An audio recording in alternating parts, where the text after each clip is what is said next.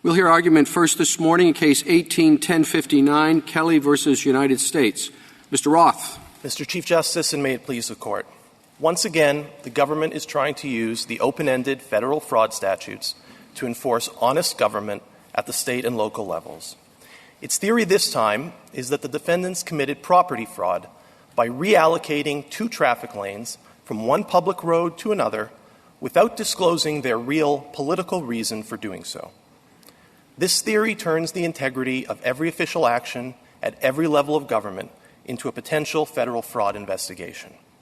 It end runs McNally and Skilling by subsuming honest services fraud within property fraud and by criminalizing ulterior motives even without bribes or kickbacks. It would effect a sweeping expansion of federal criminal jurisdiction into a particularly fraught area. This is not the law. This court in Cleveland held that regulatory authority is not property.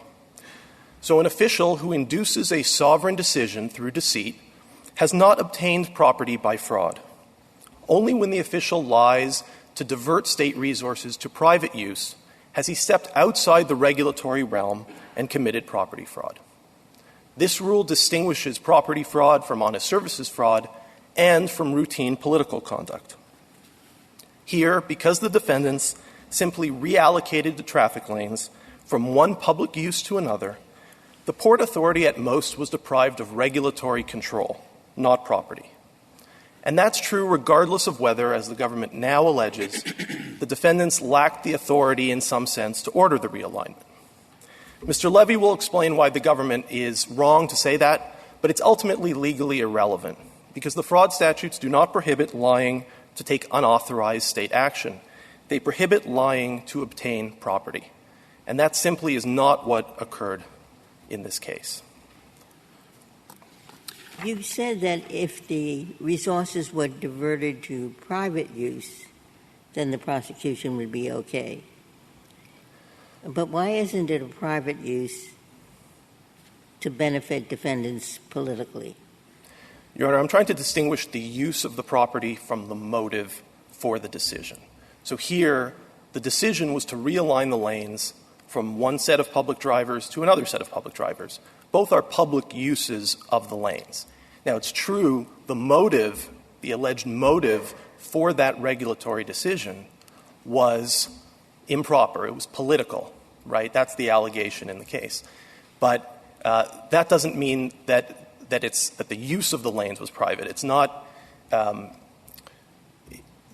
Your Honor, the typical case in which the government has prosecuted property fraud against a public official is where the official lies to take property from the government for his own use. So situation where you lie on your expense report. You say you incurred this expense for business reasons and you did not. In that situation, you're lying and you're taking the property away from the government for yourself. That is obtaining property. Here, what the defendants influenced through their deceit was the decision about the alignment of the lanes. And if there's anything that is regulatory in nature. So, Mr. Roth, on that theory, would it or would it not make a difference if the defendants here, rather than doing everything that they did for a political reason, if they had done it to make their commutes easier or their families' commutes easier? So it wasn't anything about politics. It was their own personal interests.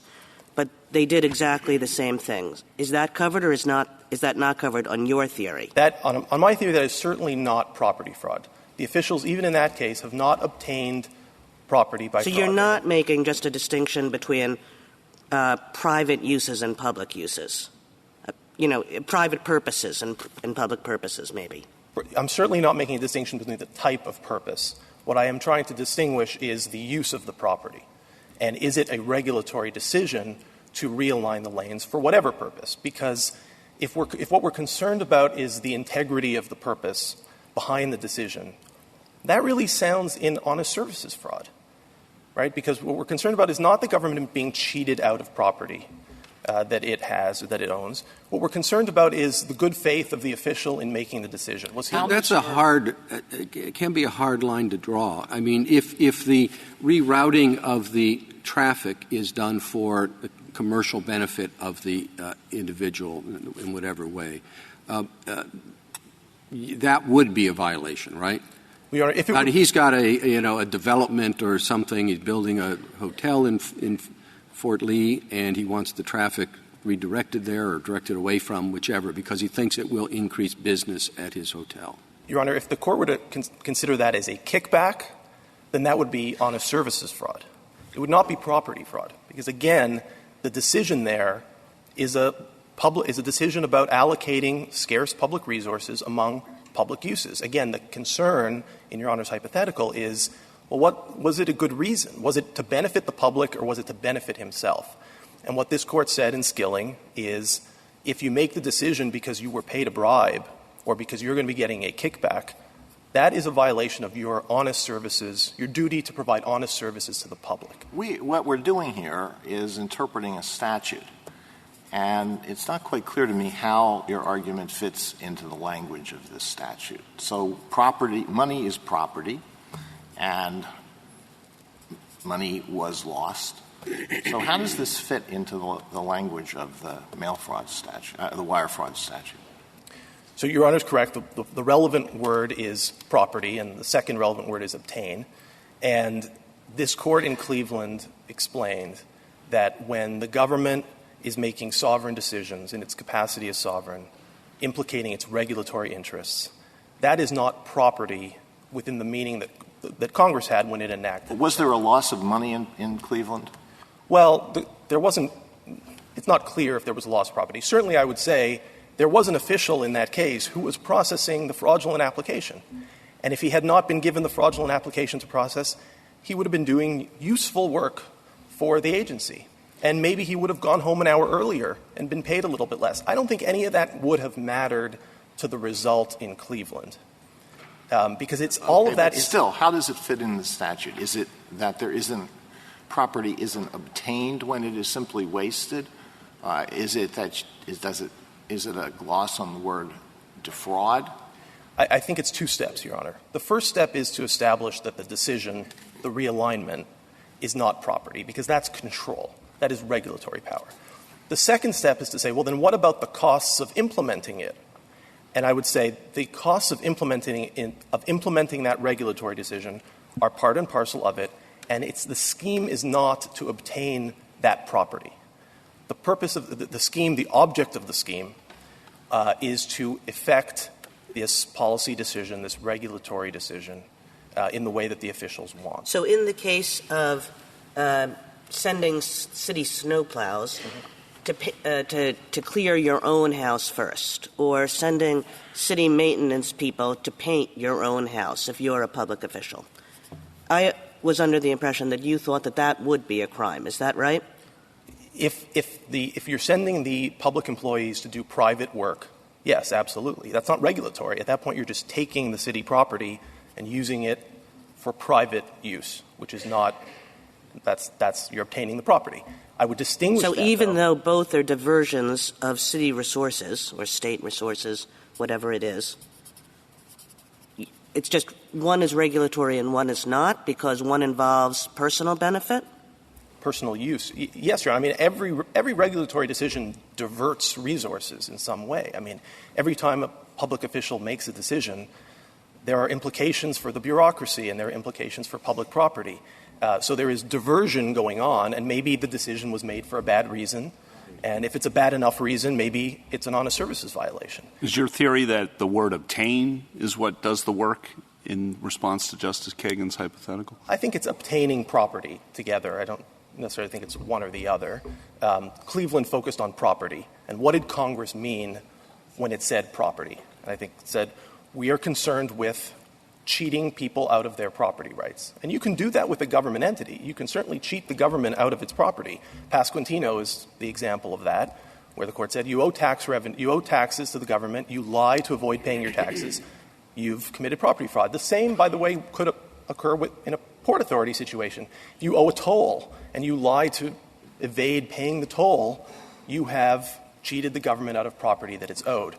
But if what you're doing is making a regulatory decision, like allocating public resources among public uses, and there's no question that the main line is a public use just as much as the special access roads are a public use of the property, that is not obtaining property. I can understand the distinction between a regulatory decision and the deprivation of property when the regulatory decision doesn't cause a loss of property. But when the regulatory decision causes a loss of property, I find it more difficult to see the distinction. Well, Your Honor, explain it to me. Your Honor, I think that every regulatory decision is going to have some consequences for public employee time, for example, which is the species of property that the government has invoked. But in this case, let's take this case just as an example. What they focus on, the additional money that was spent, was the tollkeeper. The tollkeeper had to do an additional shift. But the tollkeeper was doing her job of collecting tolls for the public. So the Port Authority was not deprived of her salary. She was earning her salary. The objection is, if this regulatory decision had not been made, we would not have had to hire that tollkeeper for that work. Right. Well, I'll try this one last time. Tell me how this fits in. When we write the opinion, if we were to write one in your favor, how would we explain your result within the language of the statute? I think the Court would say the statute prohibits schemes to obtain property when you are using deceit to influence a regulatory decision, to change a regulatory decision, that is not obtaining property. And the corollary that's important is the costs of implementing a regulatory decision don't change the result. I think I'll try mine once more, too, Mr. Roth. Why, when a public official says to a city maintenance worker, you should paint my house before you do anything else, why isn't that similarly an allocation of resources?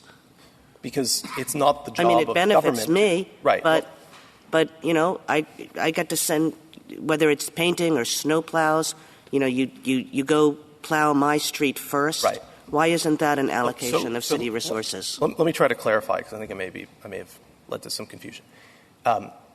If you're plowing public roads and you say, I want to plow my street first or my neighborhood first, that is not obtaining property by fraud, because that is an allocation of resources to a public use. It's a public use that happens to benefit you, and maybe that was your motive, and that's very bad, but it's not obtaining property by fraud. If you instead trick the public employees not into plowing the public road, but into plowing your private driveway, which is not the job of the government, right? That's not what the government does. The government is concerned with public property and clearing public property. If you trick the employees into plowing your private driveway, then you have taken their services for your personal use, which is fundamentally different. That's no different from saying, I worked overtime when you didn't. Please pay me, my hourly wage for the hour time that I didn't work. And that difference is, just to go back to Justice Alito's question, where in the statute?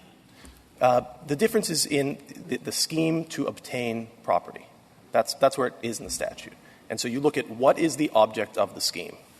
And if the object of the scheme is to influence a regulatory decision, it's not a scheme to obtain property. That just follows from Cleveland. Otherwise, every decision that public official makes is on the table, and the only thing that is separating... I'm sorry. I thought the scheme was to make life difficult for Fort Lee. If that was the scheme and you defrauded the use of government property to accomplish your goal, why is that any different than taking the maintenance worker to plow your road, your private street?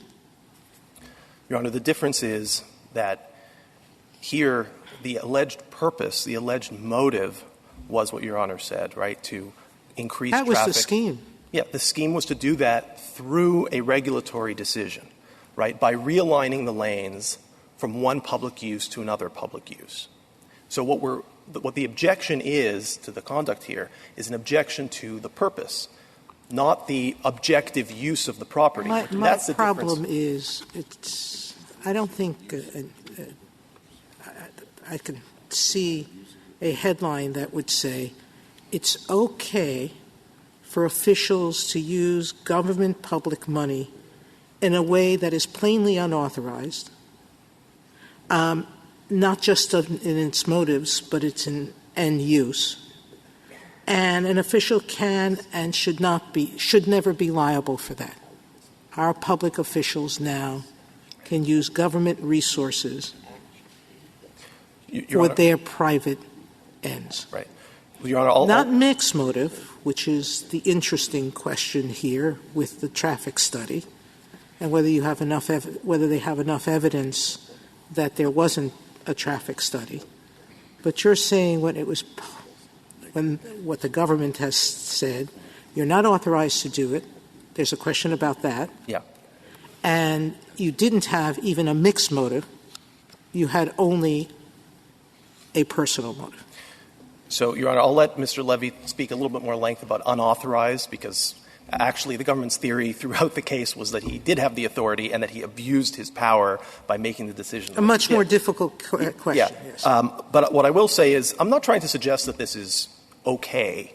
We don't want public officials acting for personal reasons. We don't want them acting necessarily for partisan or political reasons. But what I'm saying is the remedy for that is not the federal property fraud statutes. We have certainly political remedies that were very much had pretty substantial repercussions here. There may also be state law constraints on official abuses of authority. In fact, New Jersey has a statute called official misconduct that is specifically directed toward unauthorized decisions with bad purposes. That's not what the federal property fraud statute is concerned with. The federal property fraud statute is concerned with cheating the government out of its property rights. And that's just not what we have here. What we have here is an abuse of power, a political abuse of power, and that's if anything, again, that sounds in honest services fraud, which this Court has limited due to vagueness concerns to bribes and kickbacks. Your Honor, if there are no further questions. Thank you. Thank you, counsel.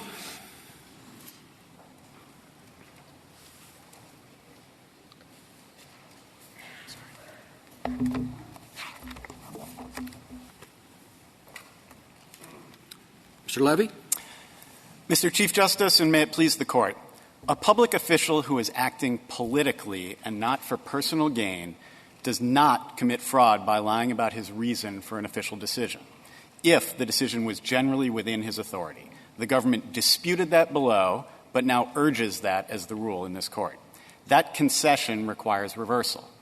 The government alleged and proved that Mr. Baroni was the co-head of the Port Authority, responsible for supervising all aspects of its operations. The government itself elicited that there was never any policy that precluded Mr. Baroni from using his plenary authority to alter a traffic pattern. For the government's rule to work, this Court should require an objectively clear lack of authority, something not even arguably shown here.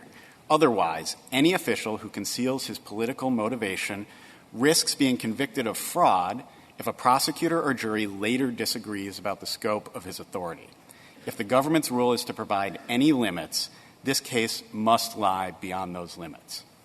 I'd like to begin by discussing what the government alleged, argued, and proved below about Mr. Baroni's authority before it decided in this Court that an official's authority is the line between guilt and innocence under the fraud statutes. In the district court, the government alleged in the indictment that Mr. Baroni was responsible for the general supervision of all aspects of Port Authority business, including the operations of its transportation facilities. From its main cooperating witness, Mr. Wildstein, the government elicited that exact statement precisely, ticking off one of the allegations from the indictment. It elicited from Mr. Wildstein that the title Deputy Executive Director was a misnomer, that within the Port Authority structure, the Deputy Executive Director and the Executive Director had a 50-50 split in terms of power sharing, that the Deputy Executive Director was not the number 2 position within the Port Authority. That's from the government's eliciting from its own cooperating witness. The government also — The arrangement is always that there's a New York representative who's the executive director and the New Jersey representative who's the deputy. Is that right? That was, at the time, the arrangement. It was always appointed by the governor of New Jersey for the deputy executive director and the governor of New York for the executive director. And it was understood within the agency by everyone. All the witnesses the government called testified that that was the arrangement. They called Mr. Baroni's successor, who testified that that was the arrangement, that the one did not report to the other. This is a bi-state agency. Why would New Jersey agree to an arrangement like that, where its representative is always in the second seat, at least nominally? Just the big brother across the river? Is that the? I don't know the answer to that, except that the structure within the Port Authority was that was not the case. So they, in fact, as it actually played out, didn't agree to play second fiddle. It was understood that within the Port Authority, the deputy executive director had equal authority. The vice chairman testified about these parallel chains of command that were understood, particularly for decisions made within New Jersey. It was understood that would fall within the deputy executive director's scope of authority. I think one of the government's main arguments on the sufficiency of the evidence, which is fairly pro-government in this situation, was that Mr. Wildstein had to lie to the Port Authority employees about the executive director knowing about this lane change. If, in fact, the reality of the situation was that Mr. Baroni couldn't do this without the executive director's acquiescence or acceptance, doesn't that show his lack of authority? Why isn't that sufficient evidence? So 2 things, Your Honor. First of all, I don't believe we're here on a sufficiency ground, and for reasons that we've argued on our reply brief. But even within that, we're not saying that the lie might not be a piece of evidence, but even the government concedes in this case that the lie does not show a lack of authority. The government concedes that an authorized official is permitted to lie to their subordinates, and so it cannot be that circularly that lie automatically establishes the lack of authority. Here, all of the evidence at trial was that Mr. Baroni had plenary authority over the operations of the Port Authority. Mr. Wildstein actually testified. His first answer when he was asked, why did you come up with this traffic study, his first answer was for purposes of the media and for purposes of explaining it to local officials. When pressed by the government, he said also to give a reason to career officials. But the fact that that he chooses to tell a lie to career officials to make this go over more smoothly in the same way that a public official wouldn't tell the world that they're doing something for a political reason. Would you spend a moment on the traffic study? Certainly, Your Honor. The government has conceded that if and again, this is new in this court, all of these concessions, that if Mr. Baroni had authority to order a traffic study, then he could do so even with the intention of causing traffic in Fort Lee. And they concede that he had the authority to order a traffic study. So all of that is conceded. What they say is he lied about the existence of a traffic study. And as we point out in our reply brief, there was no lie about the existence of a traffic study. There was no representation at all about the existence of a traffic study. Mr. Wildstein went to the bridge supervisors and told them, I would like to know what will happen, what the effect on traffic will be if we switch these 3 lanes. Please switch these 3 lanes, or maybe not with the please, and study the results, collect the numbers, and tell me what the results are. The only part of that is a representation is the first part. I would like to know my motivation is, my purpose is. And the government agrees that's not capable of being the lie for purposes of a fraud conviction, a money and property fraud conviction. The other 2 parts are an instruction. They were an instruction to do a traffic study, and the employees of the Port Authority did that. That's what the government spent a great deal of time at trial proving, is that money was spent on a traffic study that they say was illegitimate because nobody ever cared about the results. But the government agrees now that caring about the results is not an issue. They say the traffic study didn't exist, and that's just flatly contrary to what Mr. Levy, is it your position that suppose Mr. Baroni had said, I'm giving you no reason at all, or suppose Mr. Baroni had said, we're going to do a traffic study, but it's going to be a sham traffic study. Would he still have had authority? Certainly the first one. He certainly had, at any point, the discretion to say, as somebody had done very early on in creating these 3 traffic lanes, they weren't required by anything, at any point in time could have said, I think they should have a 4th, or I think they should have only 2 or only 1, and that was fully within his authority. And as the government argued and proved this case below, that was their point. That was their summation, was he abused the authority he was entrusted with. And the second, we're going to do a sham traffic study. I think he can do that. I think as a functional matter, who knows what actually results from that. But, yes, he has the authority to say, we're going to do a traffic study because I want to do this thing, and for public reasons, it's easier to do a traffic study. And you said that this was not a sufficiency question. But what is it if it's not a sufficiency question? Because as I understand your arguments, you're not pointing to any instruction that was incorrect or to the rejection of an instruction that you offered. So how are we to look at this other than through a sufficiency lens? Frankly, the most obvious way to do it is as a government forfeiture of the issue. The defendants in the district court said the line is authority, and if we were authorized, then that is a complete defense. And the government told the district court, do not give that instruction. And the district court said, I'm not giving that instruction because it is not a defense, and I don't want to confuse the jury into believing it is. Now, in this court, the government is saying, actually, it turns out the hinge between guilt and innocence is whether or not he was authorized, and we get the benefit of a sufficiency of the evidence deferential review, even though we told the district court that this issue didn't matter at all. The government has forfeited the opportunity to prove that Mr. Baroni lacked authority. We offered to have that fight in the district court, and they said it didn't matter. Now in this court should assume that there was no lack of authority. Is there any reason to think that the jury actually made a finding about Baroni's authority? No, there's no reason whatsoever. The district court was attempting to make sure that they didn't consider that to be relevant. Right? That was what we pressed, was that this is the relevant distinction, and the district court wanted to be sure that the jury did not believe that it would be a defense, and nothing in the jury instructions suggested that it would be a defense. Thank you. Thank you, counsel.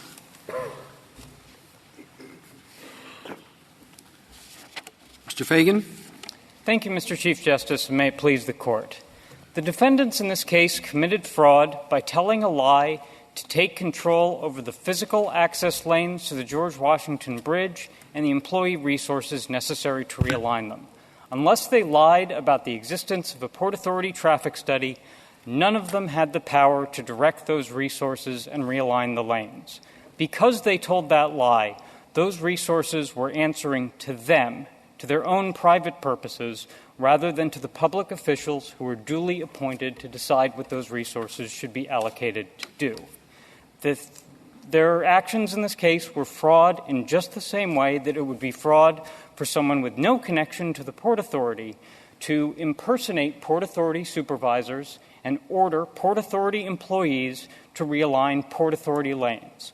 Or if we want to put this in the private context, for someone to usurp the authority by deception of a taxi cab company's dispatcher and order the cabs and the drivers to go wherever the fraudster pleases. They don't get a free pass simply because Baroni worked for the Port Authority when the evidence showed that he didn't have the power to direct these resources in this way without telling the lie. They don't get a free pass because they're hypothesizing that legitimate decision-makers might, in theory, have decided to realign the lanes when the precise point of their scheme was to take these resources out of the legitimate decision-makers' hands and put them into their own hands. And they don't get a free pass simply because their motive happened to be political. Let me start with the legal argument that was made by Kelly's counsel, which seems to be drawing a distinction between public uses and private uses, and I think there are two main problems with that.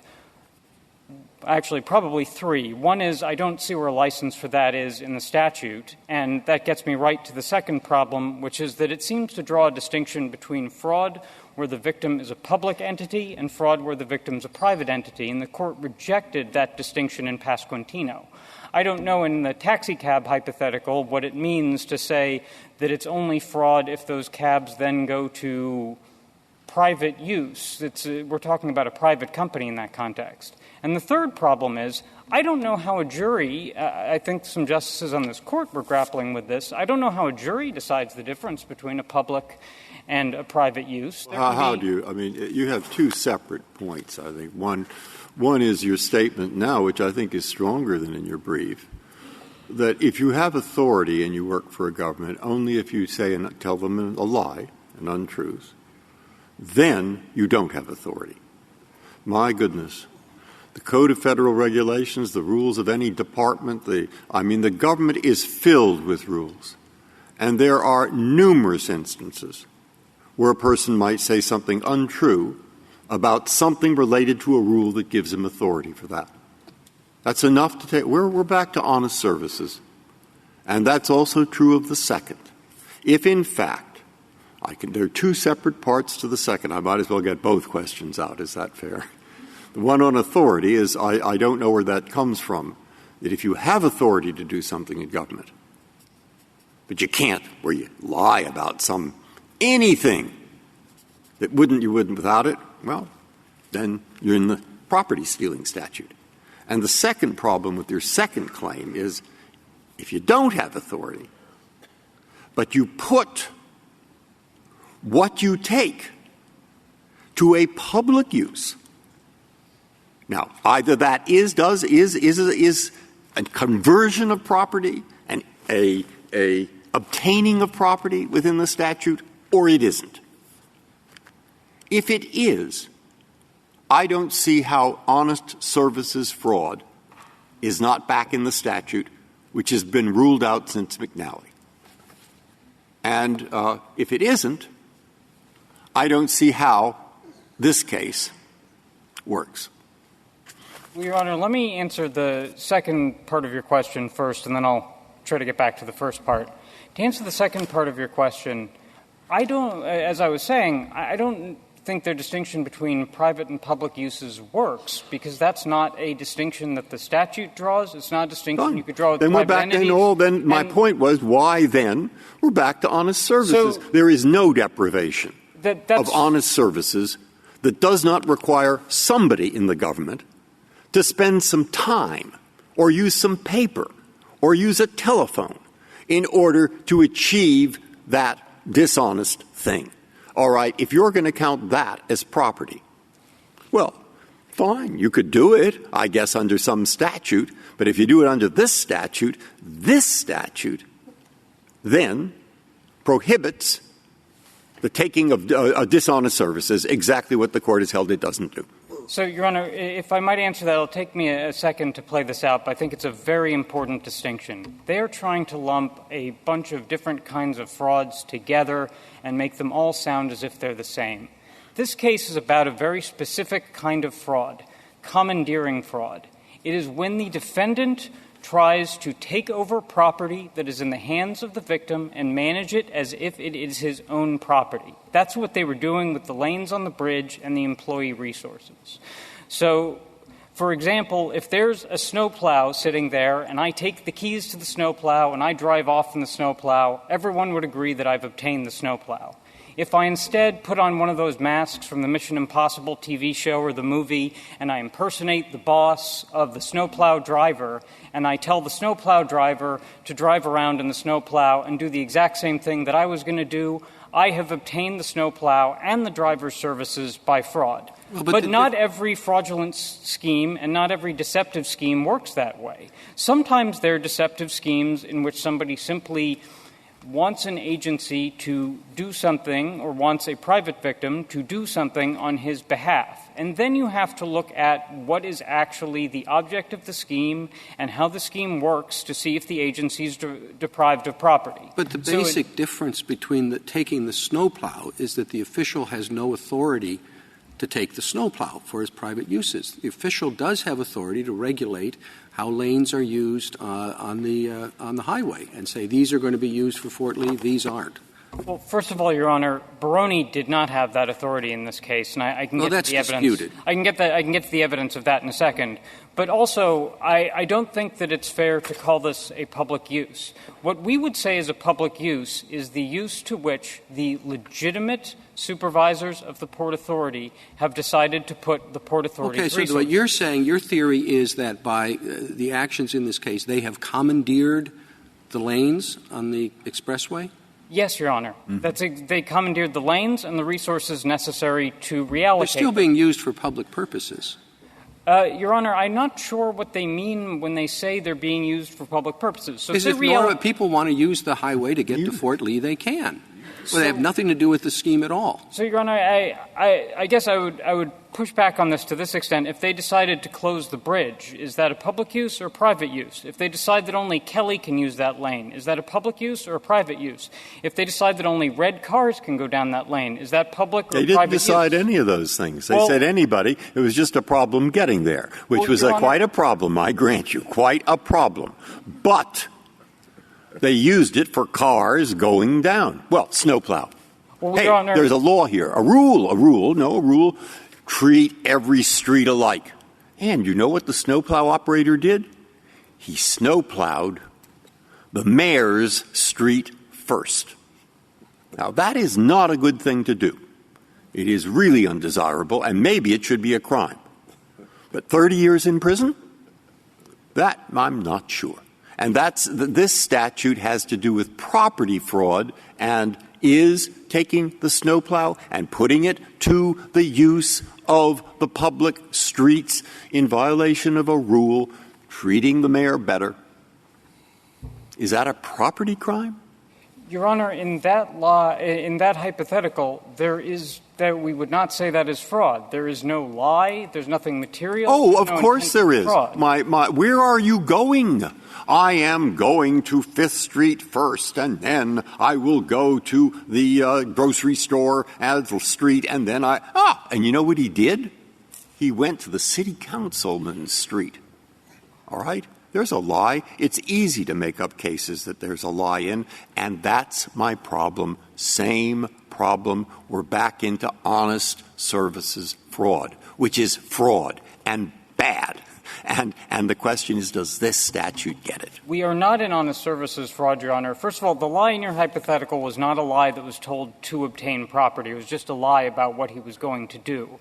But here's the reason we're not in honest services fraud. They wouldn't have given it to him if they... In the honest services fraud cases, in McNally, for example, there was no dispute that the defendants in McNally had the authority to decide who was going to insure the state of Kentucky. Well, Mr. Fagan, this is what troubles me about your argument. Your argument is that if Baroni was authorized, he could not be convicted. Am I right? If Baroni had the authority to do what he did, then he's not committing fraud, all right. even if he tells a lie. Okay. And you say that takes care of a lot of these hypotheticals that seem that are disturbing to some people. You say, but the jury found that he was authorized, and there's sufficient evidence to support that finding. The jury found he wasn't authorized. I'm sorry. The jury found he was not authorized, and there's sufficient evidence, viewing the evidence in the light most favorable to the verdict, to support the finding. But I see no indication whatsoever, no reason to believe the jury made any such finding. I've read these jury instructions several times. There's nothing in there that would alert a juror to the obligation to find that Baroni was unauthorized, unless I missed something. Your Honor, let me say a couple things about that. One, they did not make an objection to the jury instructions properly either in the Court of Appeals. It's not part of the question. No, I know here. that, but I've never seen a criminal case where we're asked to defer to a jury's finding on something that the jury didn't find. putting aside the question of whether there's any evidence to show that he lacked authority. So let me point you to a couple of places, and then let me talk a little bit about the evidence of lack of authority. First of all, there's the instruction that the Court of Appeals deemed adequate, and that's at page 875 of the Joint Appendix, which is the instruction on obtaining property, which the Court of Appeals deemed sufficient to notify the jury that when someone is acting on behalf of an organization, acting as the agent of that organization, he's not obtaining property when he exercises the authority that the agency has duly conferred on him. But even better than that is the materiality instruction from pages 875 to 876, which says that if you find that the representation that the lane and toll booth reductions was for the purpose of a traffic study was false, you must determine whether that representation was one that a reasonable person might have considered important in making his or her decision to commit Port Authority resources for that endeavor, including the services of Port Authority personnel. What does that say about authority to Your Honor, reallocate the lanes? If Baroni actually had the authority to reallocate the lanes for any reason or no reason, as his counsel just stated to this Court that he did, I don't see how the jury could have found that the lies that they told were material. Baroni Mr. Fagan, everybody has authority to spend or do their act on behalf of the agency. Anybody who does it for their own personal purposes is unauthorized. So it's meaningless to say, is he authorized or not? Did he have the authority to close the lanes under some circumstances? Well, Your Honor, I don't... Did he have authority to close the lanes on his own say? He might have, Your Honor. What he didn't have was the authority... Did you prove that he had limited authority? Where did you prove that? We proved that he did not have the authority to close the lanes under these circumstances without telling the lie. And I can explain why if you'd like. When Wildstein first proposed the idea of realigning the lanes, Baroni's immediate response was to ask Wildstein how he was going to do that. Wildstein then came up with the idea that they would have a traffic cover story, the cover story of a traffic study. And he explained at the time to Kelly that one purpose of the traffic study cover story was in order to enlist the Port Authority officials that they would need in order to realign the lanes. He then had to lie to both the manager of the George Washington Bridge and the manager of tunnels, bridges, and terminals that the executive director was aware of this and apparently had tacitly approved of it, where, in fact, they were absolutely concealing it from the executive director. By the way, if contrary to their expectations, there had been no slowing of traffic, and, in fact, the lanes on one lane, traffic remained the same or maybe improved, would you still have a case here? Yes, Your Honor. It's not about the effect of it, although the effect was catastrophic, and that was a reason why the prosecution was brought, because of the incredible danger in which they put the citizens and commuters of Fort Lee. But they would still have committed the same crime. And they were hiding it from the executive director. Wildstein testified directly that there were processes in place to use the Port Authority resources, and he didn't follow them. And when the executive director found out, he immediately canceled it, and he stated that the process had been, quote, subverted. Now, Baroni clearly had significant authority within the Port Authority organization. But when someone questions how they're going to do something, has no idea how he's going to do something, has to lie in order to accomplish it, has to lie that his boss has approved it, has to conceal it from his boss, and has to avoid every legitimate process the organization... Isn't it often the case that somebody who has the authority to do something may lie about why the person is doing the thing, because if the real reason was exposed, there would be a lot, it would cause a furor. People would be angry, but that doesn't show the person doesn't have the authority to do it. A person hires his brother-in-law for a position. Why did you hire this particular person? Well, this person is the very best qualified person for this job, when the real reason is his wife wants him to do it. He doesn't want to say it. Does that show he didn't have the authority to fill this position? No, Your Honor, but that's not the only piece of evidence we're relying on, and it's a different kind of lie. This isn't a lie about why they're doing it. This is a lie that Wildstein directly testified that they needed to tell in order to get the resources that they needed. It was clearly important to the George Washington Bridge manager and the manager of tunnels, bridges, and terminals that this was something the executive director knew about. Both the executive director and the vice chairman of the Port Authority Board of Commissioners testified that they would expect to be notified about something that was even an order of magnitude less disruptive than this was ever going to be, and they weren't notified. And what do you do about this? This is the same, but I don't want to lose what the question was in light of the instructions given. And what I have so far found is that the defense did ask the jury to be instructed to do just what you want. They asked the jury, they said, Judge, tell the jury that if the Port Authority granted or bestowed on the defendants the power or authority to control the property, the bridge, etc., and that they acted within the bounds of that authority, then you can't find the scheme to defraud. I think you agree with that, and the problem is the judge said, no, I won't give that instruction. Then what the judge gave as an instruction, insofar as the Court of Appeals, and we're reviewing the Court of Appeals, insofar as the Court of Appeals said, well, they gave the essence of it, this was the instruction supposed to be the essence of it. To establish a scheme to defraud, government must also prove that the scheme contemplated depriving the authority, the Port Authority, the port people, of money and property. What? That's the essence of what he didn't give? Now, I haven't read the two instructions you read, but the one that I read, I think, is the one that the Court of Appeals relied upon. So, Your Honor, so what do we do about that? Well, Your Honor, I would look back at the materiality instruction I was discussing with Justice Alito. But that isn't what the Court of Appeals relied on. Well, Your Honor, I think if the Court of Appeals got the substance of it right and you don't agree with its particular reasoning, there's no reason to reverse, particularly when the question hasn't even been presented to this Court. This point was only really raised in the reply brief of Baroni, who didn't even petition. But let me address the authority instruction that was rejected by the district court directly. That instruction was proposed in the context primarily of an instruction on 18 U.S.C. 666, which is the more general misappropriation of federal funds statute. And the instruction on that, which appears at page 870 of the joint appendix, already itself contains a reference to authority.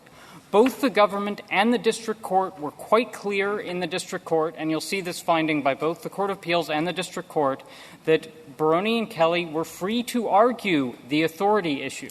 The only question was whether the jury was going to get a specific instruction on that point. And the government believed the instruction was unnecessary. It would have been a novel addition to the Third Circuit's pattern jury instruction on Section 666. And moreover, I don't know that their instruction was in fact correct, because it might have confused the jury into thinking, and this goes back to my colloquy with Justice Sotomayor, that if Baroni had some authority under some circumstances, that would exonerate all the defendants. Well, you say that the instruction, you thought the instruction was unnecessary. Well, that may have been the case in light of your theory at the time. But surely after your focus here on the authority point, you wouldn't make that same statement. Well, Your Honor, I think that in retrospect it may have been better to instruct the jury somewhat more specifically on authority. I don't know that somewhat more specifically on the central point of your argument before us today. I don't know that their specific instruction would have accomplished it, and I don't know that the instructional issue is before the court today. But we are defending these convictions on the precise same ground that they were found to be valid by both the Court of Appeals and the district court, which addressed the authority issue. The district court addressed the authority issue before trial, telling the defendants they could argue it at trial. It addressed it after trial, saying it believed that authority had been proven. And then the Third Circuit addressed it. And we have been consistent throughout, and that we have never argued, to my knowledge, and I certainly haven't identified a place where we have argued, that if Baroni in fact had the authority that his counsel just claimed he had, which is to realign the lanes for any reason or no reason, that these defendants could have been convicted of fraud. Fagan, no decision-maker has the authority to make any decision for no reason. That's a misnomer in terms. people have authority to do things only in the interest of the agency. So give me a line drawing of for reason or no reason, meaning I don't think anybody in the Port Authority, including the executive director, could on whim say, I like playing on a board. Let's change it to one lane because I just like to see a different pattern today. So my apologies. So give me your definition of what authorized means. If he had the ability, and when I first read your brief, it was if he had the ability to change the lanes on his own, then he had authority. Yeah. All right? Now, what the limits of that authority are is where I'm trying to get you. So, Your Honor, if he were... But it can't be no authority. So, Your Honor, I apologize. I was simply repeating the language that the Court of Appeals itself used, which may have been a little hyperbolic. But if he were the person to whom the Port Authority entrusted the decision of whether there should be 3 lanes or 1, such that his decision under these circumstances would govern, then he had the authority. I think the evidence showed that he was not that person. Again, he had to lie about his boss. That the fact that the executive director could overturn him doesn't prove the positive. That's right, Your Honor. We wouldn't rely on that piece of evidence alone. Just like Justice Alito, we're not relying alone on the fact that he told a lie.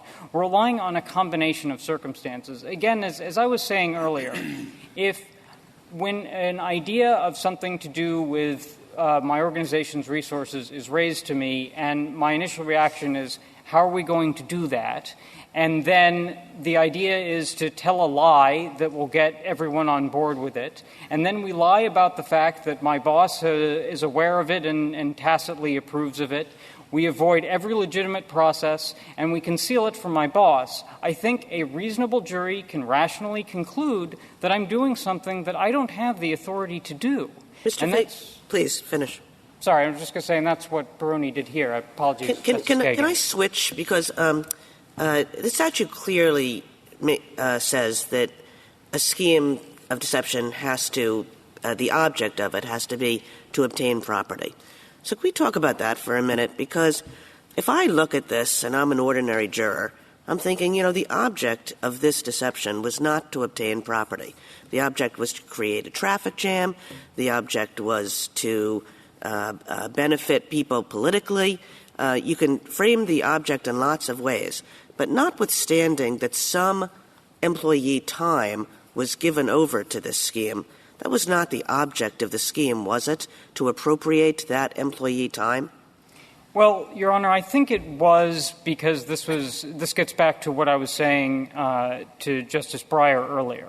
This is a particular type of fraud where it's commandeering fraud, where what they're trying to do is to take property that's in the victim's hands, here the Port Authority, and convert it to their own uses. It may be that if I take a knife off a table and that doesn't belong to me and stab someone, my end goal is to stab someone, but I've still stolen the knife. But wasn't the commandeering here completely incidental, indeed unnecessary, to the scheme being carried out? In other words, there was a little bit of time for an extra toll person actually to mitigate the problems of the traffic jam. Or there were some people running around counting cars to conceal the purpose for what they were doing. But that was not the object of the scheme. No, Your Honor, the object of the scheme was for them to take control of real property, physical lanes accessing the George Washington Bridge, and have those lanes be allocated the way they wanted. Okay, so that's a different theory. That's not the employee time and labor. That's something about, like, appropriating the George Washington Bridge. Is that right? But it's not appropriating the George Washington Bridge. It's reallocating lanes on the George Washington Bridge. And I would have thought that Cleveland makes clear that that's not an appropriation of property either. Your Honor, I think it's both, because they needed the employee resources in order to accomplish what they were trying to do with the bridge. And if I could address Cleveland for a second. This case and Cleveland do both involve governmental decision-making, but that's where the similarities end. In Cleveland, the object of the scheme was to obtain a license under a regulatory scheme that had no private analog whatsoever. The court rejected every private analog the government offered for it, and the license wasn't property in the government's hands. Here you're talking about real property, physical lanes, and who can access those lanes. And access rights to physical property are quintessential forms of private property, probably one of the oldest forms of property we have. And then you have the employee resources necessary to reallocate the lanes, which I think even they acknowledge are property under the fraud statute. They acknowledge that if you send painters to paint the mayor's house, that's going to be property fraud because you're taking the employee services. Well, that's because the object of the scheme is to use the employee labor to get your house painted. But I don't think that you can say the same thing here. Your Honor, you are not using the employee labor to create the traffic jam. They are using the employee labor as if it were theirs, not as if it were something that the Port Authority gets to use. So again, in the private context, if I were to impersonate the boss and start ordering around the company jet, I think I have obtained the company jet and probably the pilot's time as well. You're picked an example that is easy for you. I mean, the example that's hard for you, I think, is you tell the employee to pick up the phone and call somebody and say this. That's a bad thing. And then immediately you say, okay, it's property fraud because I've used the employee has used the telephone, or I've used the 4 minutes of that employee's time necessary to convey the message. Sure. Your theory would say that that's taking of property, so it's covered by the fraud statutes. We wouldn't, Your Honor, and I'm actually glad to have a chance to make this perfectly clear, and this gets back to Justice Kagan's question as well. Incidental uses of property that are not the object of the scheme are not going to be sufficient for property fraud. And I think the easiest place to look for that is this Court's decision in Loughran, which involved bank fraud. And the Court said there that if you tell a lie and the object of your lie is to obtain money, it's not bank fraud simply because, unrelated to your lie, you didn't really care how the money came to you. The money comes to you in the form of a check, which is bank property, as opposed to in the form of cash, which isn't.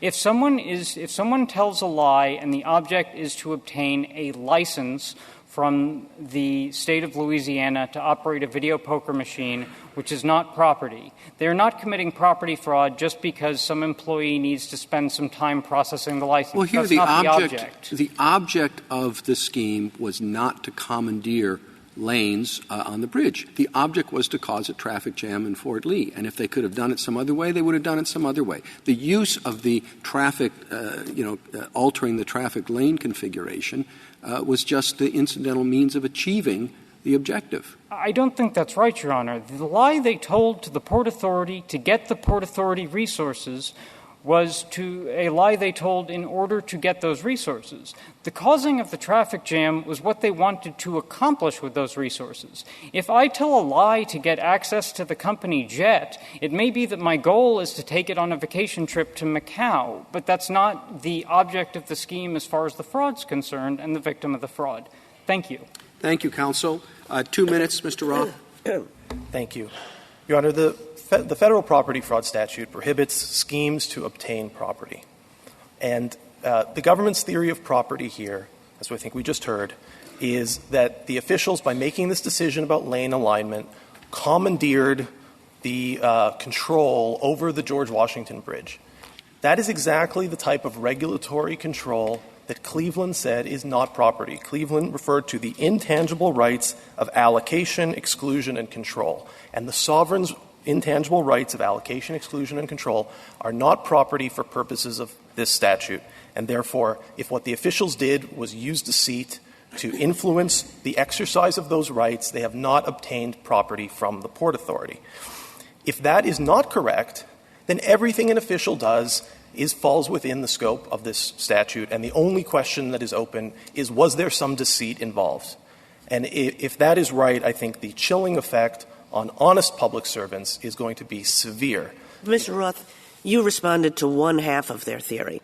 Like one half of their theory is the allocation of lanes. Yes. And the other half is the employee time. Yes. So what's your response to that? My response to that, well, it's actually what he said at the end, which is that the incidental costs of a decision are not its object, and it's what Your Honor asked in the earlier question. The implementation of the regulatory decision is going to use some public resources. That cannot possibly change the result, or else Cleveland is a complete dead letter. Why do you call it incidental? I mean, it was essential to the scheme. Because it's incidental, Your Honor, in that it was the implementation cost. It flowed as a result of the regulatory decision. So the regulatory decision was to realign the lanes. That required some employee time in terms of taking tolls and studying the traffic effect. But that was not the object. That was how it got done. What if it cost $1 million? Would it be incidental? No. Yes, Your Honor. It would still be incidental. It's not a de minimis test. It's a question of what is the object. Thank you, counsel. The case is submitted.